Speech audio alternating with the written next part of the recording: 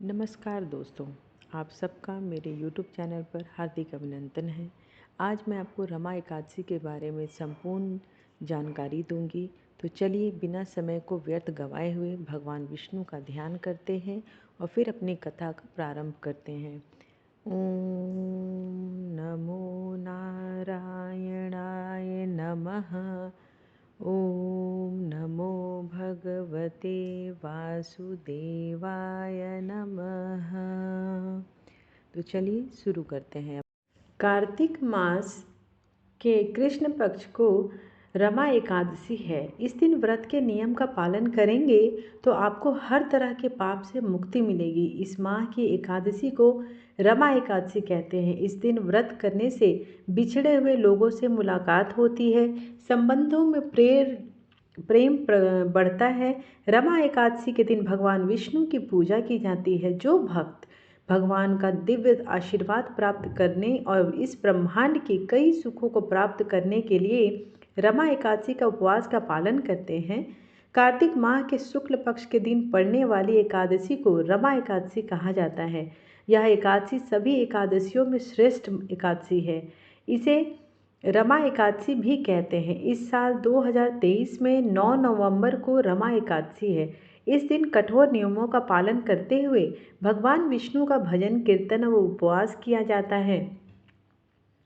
शास्त्रों में एकादशी का बड़ा महत्व है। इस दिन भगवान विष्णु और मां लक्ष्मी की पूजा करने पर उन्हें प्रसन्न किया जाता है। दिवाली से पहले कार्तिक कृष्ण एकादशी का बड़ा महत्व है, क्योंकि यह चतुर्मास की अंतिम एकादशी है। भगवान विष्णु की पत्नी देवी लक्ष्मी, जिनका एक नाम रमा भी है, उन्हें यह एकादशी अधिक प्रिय है, इसलिए इस एकादशी का नाम रमा एकादशी है। ऐसी मान्यता है कि इस एकादशी के पुण्य से सुख ऐश्वर्य को प्राप्त कर मनुष्य उत्तम लोक में स्थान प्राप्त करता है। रमा एकादशी दिवाली के त्यौहार के 4 दिन पहले आती है। रमा एकादशी में नियमों में व्रत का पालन किया जाता है। मान्यता है कि इस एकादशी का व्रत करने से लक्ष्मी जी की कृपा बरसती है। इस व्रत के प्रभाव से स्वयं के लिए भी स्वर्ग लोक के मार्ग खुल जाते हैं। विधि विधान से इस एकादशी का व्रत करने से पितरों को मोक्ष की प्राप्ति होती है। एकादशी तिथि का आरंभ 8 नवंबर को सुबह 8:23 से होगा और इसका समापन 9 नवंबर को सुबह 10:41 पर होगा। ऐसे में उदया तिथि के हिसाब से रमा एकादशी का व्रत 9 नवंबर यानी कि दिन गुरुवार को रखा जाएगा और व्रत का पारण अगले दिन 10 नवंबर दिन शुक्रवार को किया जाएगा। इस व्रत में पारण का समय सुबह 6:29 से 8:43 तक रहेगा। इस दिन अन्न जल ग्रहण नहीं किया जाता है। एकादशी के दिन रात्रि में जाकर भगवान श्री हरि का भजन कीर्तन करें, विष्णु सहस्त्र नाम का पाठ करें। एकादशी के दिन सुबह प्रातःकाल उठकर स्नान आदि करें। इसके बाद भगवान विष्णु और माँ लक्ष्मी के समक्ष घी का दीपक जलाकर व्रत का संकल्प लें और विधि पूर्वक भगवान विष्णु और माता लक्ष्मी की पूजन करें। फिर उन्हें पूजा के समय तुलसी दल और फल का भोग लगाएं। भगवान को रोली व अक्षत का तिलक लगाएं। बता दें कि इस दिन भगवान विष्णु के साथ माँ लक्ष्मी के सभी मंत्रों का कम से कम 108 बार जाप करें। इसके बाद रात में भगवान का स्मरण और भजन करें।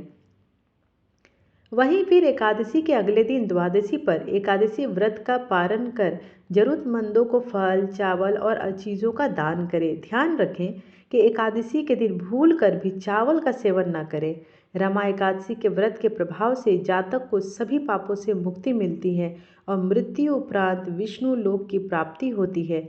मान्यता है कि रमा एकादशी पर संध्या के समय दीप दान करने से देवी लक्ष्मी अति प्रसन्न होती हैं। इससे सुख समृद्धि धन में वृद्धि होती है और समस्त बिगड़े काम बन जाते हैं। विष्णु सहस्त्र नाम को पढ़ना बेहद ही शुभ माना जाता है। इस विशेष दिन भक्त भगवान विष्णु की विशाल उत्साह और अत्यधिक भक्ति से पूजा करते हैं। एक बार जब सभी अनुष्ठान पूर्ण हो जाते हैं तब भक्त आरती करते हैं। रमा की पूर्व संध्या पर दान करना बहुत ही लाभदायक होता है। ब्राह्मणों को भोजन, कपड़े और धन दान करना चाहिए। भक्त दान के एक हिस्से के रूप में ब्राह्मण भोज भी आयोजित कर सकते हैं, क्योंकि ऐसा माना जाता है कि जो लोग इस त्योहार की पूर्व संध्या पर परोपकार और दान करते हैं वह मृत्यु के बाद नरक में कभी नहीं जाते। व्रत रखने वाले व्यक्तियों को रमा एकादशी के दिन क्रोध नहीं करना चाहिए। अपने आचरण पर नियंत्रण रखकर कम बोलना चाहिए। रात के समय भगवान विष्णु की पूजा आराधना करने से शुभ फलों की प्राप्ति होती है। इस दिन व्रत रखने के अलावा सोना, तिल, गाय, अन्न, जल, छाता व जूते का दान करने से पिछले जन्म के भयंकर से भयंकर पाप कर्म भी नष्ट हो जाते हैं। बोलो प्रेम से बोलो विष्णु भगवान की जय, माता लक्ष्मी की जय। हम लोग जानते हैं रमा एकादशी की व्रत कथा। पौराणिक काल में मुचुकुंद नामक का राजा राज्य करता था।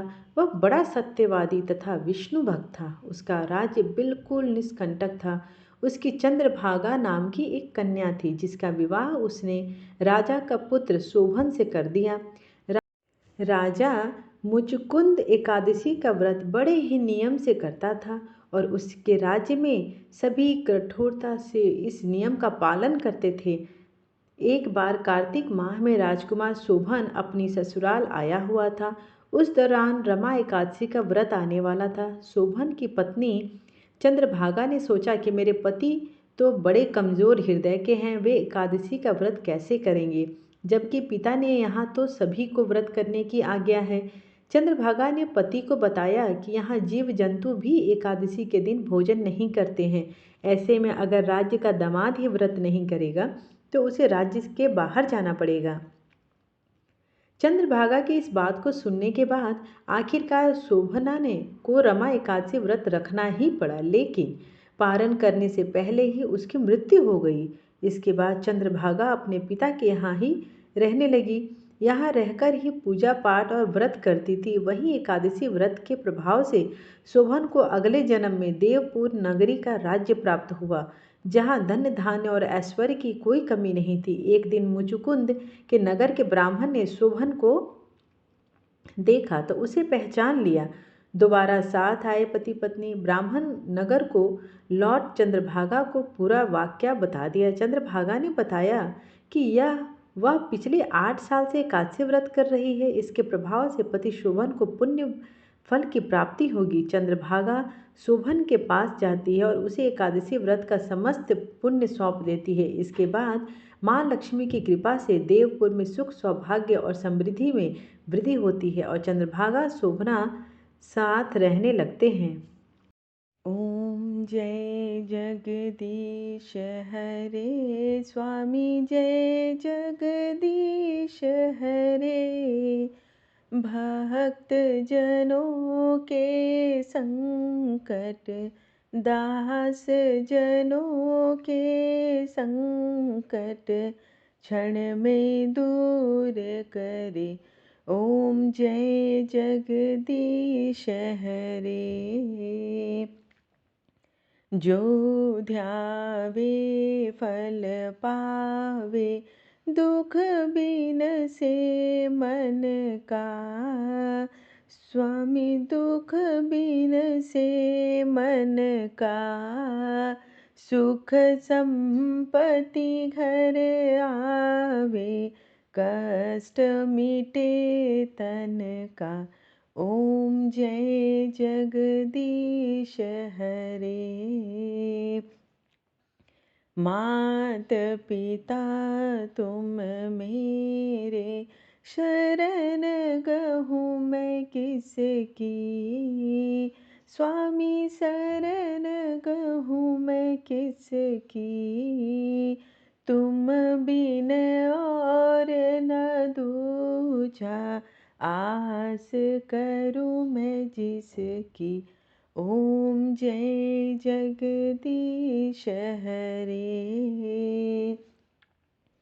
तुम पूर्ण परमात्मा, तुम अंतर्यामी।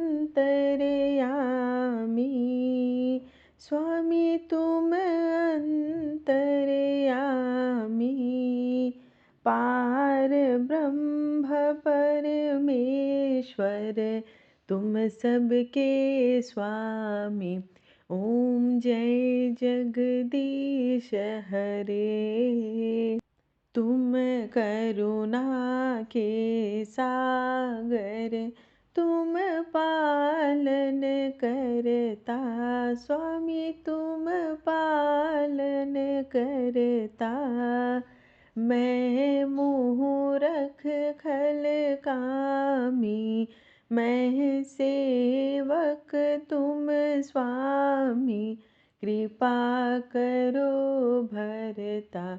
ओम जय जगदीश हरे। तुम हो एक अगोचर, सबके प्राणपति स्वामी, सबके प्राणपति। किस विधि मिलूं दया मैं, तुमको मैं कुमति। ओम जय जगदीश हरे। दिन बंधु दुख हरता, तुम ठाकुर मेरे स्वामी, तुम रक्षक मेरे। अपने हाथ उठाओ, द्वार पड़ा मैं तेरे।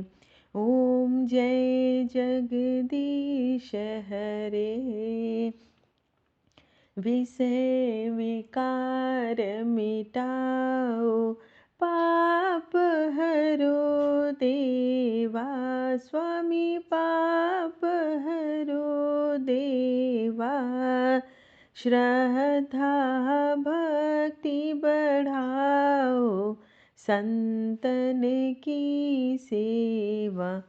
ओम जय जगदीश हरे। स्वामी जय जगदीश हरे। आपको मेरी ये छोटी सी कोशिश अगर अच्छी लगती है तो please like share and subscribe जरूर करें, ताकि मेरे आने वाली वीडियोस की नोटिफिकेशंस आपको मिल सके। अभी मेरे चैनल पर रामायण का पाठ भी आ रहा है, अभी बालकांड का दूसरा भाग भी आ चुका है। अगर आपने पहले भाग को नहीं सुना है तो मैं उसका लिंक जो है डिस्क्रिप्शन बॉक्स में दे दूँगी। Thank you, thanks for watching.